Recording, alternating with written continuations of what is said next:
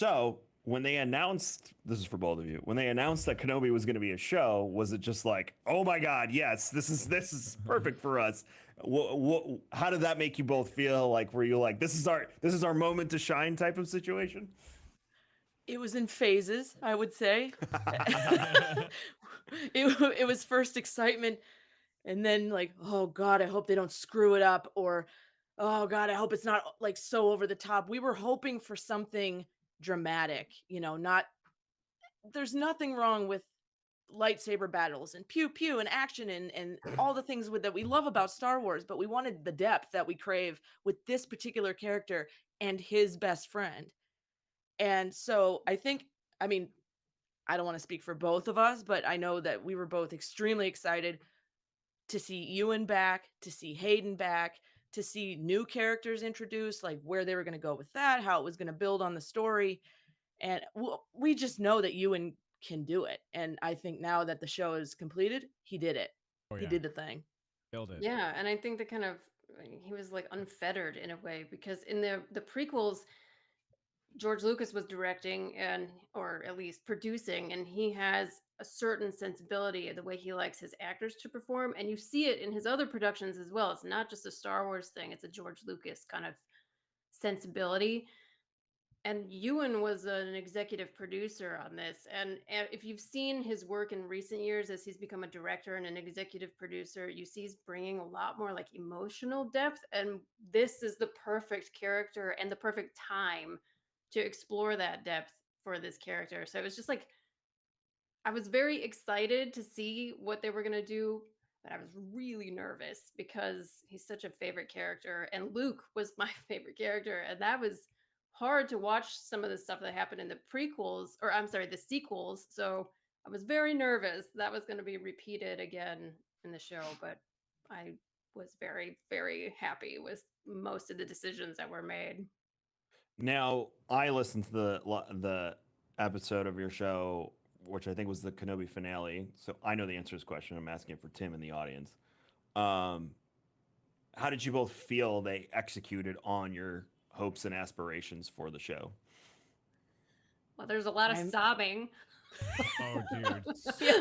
Yes. Oh, same. I Yeah. I don't know that I could have guessed it would go that direction in that finale, but I am so damn glad it did.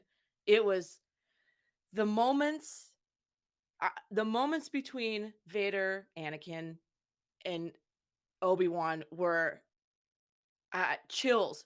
Just chills. And I'm just so pleased to get that. It was the closure that I think we all as fans kind of needed because we knew what happened. We can interpolate through to A New Hope, you know, but to see it in such fine form. I will say that there were some misses with the show. I mean, not everything's flawless, but that finale was chef's kiss. Yes. Yeah, I really like seeing Obi-Wan get his moment, which we discussed in our episode, because we see little snippets of him being like a total fucking badass, especially in Clone Wars. He has these like really cool moments like between him and Maul and Savage Opress. Yeah. We got to see that in live Yeah. action now when him lifting the rocks up and just So being good. so powerful fighting Vader and using Anakin's moves, like his lightsaber moves against him, Mm. which was so cool. I just Switching hands. yeah, and I never thought we'd see Obi-Wan slice Vader's helmet open. That I never expected, Mm-mm. and that was Mm-mm. fucking awesome. It We was called so that. great. We called that one. Oh, you And Tim, did. yeah, Yeah, because okay, so hold on. So Kevin has a massive hard on for the Ahsoka Vader fight where Yes. Ahsoka cracks the helmet and the eye changes. He loves talking about that. That's his favorite part. So he definitely was like, "This is gonna happen again. It's gonna happen. The fight's gonna happen, and he's gonna slash, and you're gonna see his face, and his eyes are gonna change." You were almost spot on, Kevin.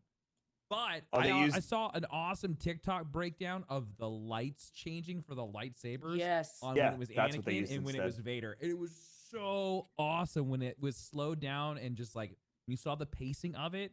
Oh, again, chef kiss. It was so good. the lighting on Yeah. the planet didn't lend itself to the eye like you could in an animated feature because the coloring is completely different. Oh, most so definitely. I so they like told the story with the lightsaber.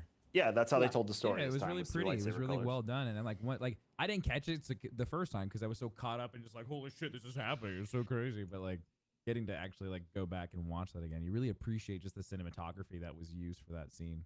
It was more, even less than the lighting was the voice, because it was like Oh. half 'Cause it James Earl broke in and Jones and out. half Hayden Christensen. Yeah, and Mhm. it was going in and out, and it was almost like this internal struggle that he was Yeah, like having a in that possession moment. almost, like he was fighting a demon. Yeah, so that was actually what got me really Yeah. hard, was him talking, because it was just Mhm. going in and out constantly.